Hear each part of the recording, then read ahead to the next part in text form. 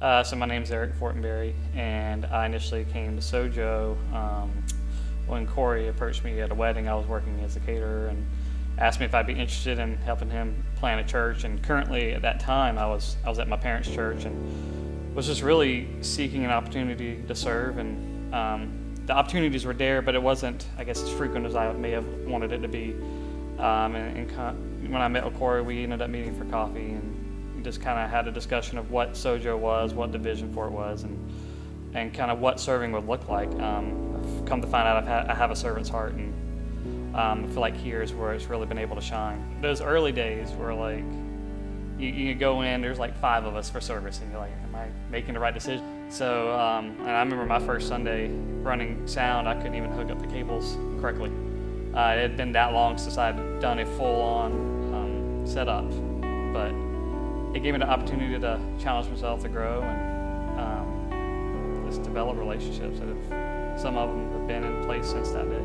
I'd say some of the highs from those days is just seeing us stick together through so much adversity. You read about when COVID started, like all these churches were shutting down, and like how we flourished and how our online presence became so strong that like people in other states and other countries were watching our sermons. And I never thought I'd be part of something that reached to that extent.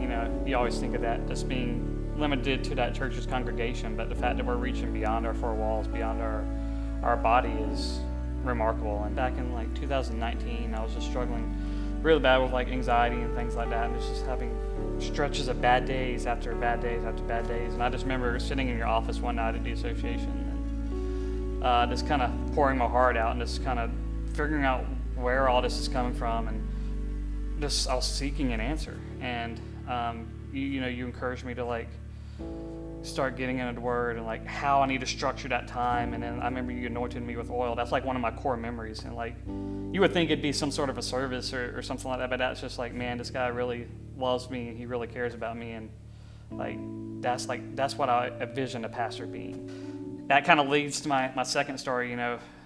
Much y'all probably know, when I was here initially, I was always praying for that lady in my life, and that she would come along, and just to have this church just come alongside me and like pray for me, and just pray for me in that search for my bride. And Monica came into the picture, and just to see everybody's just encouragement, like that their prayers were answered, and just like how my demeanor changed from meeting her to when it was previously, and just to feel that encouragement from church members. Because it's always somebody will say, I'll pray for you, but you never know if that's the truth or not.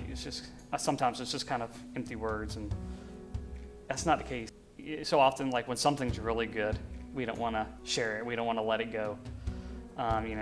Whether that be like members who may end up going to one of our church plants, like I don't want to let them go. That's my friend, that's my I love hanging out with them on Sundays and Tuesdays and whatnot. But just being able to replicate that into other areas of the community, because we can't be selfish with this. And my goal and my heart would just be for others to experience what I experienced.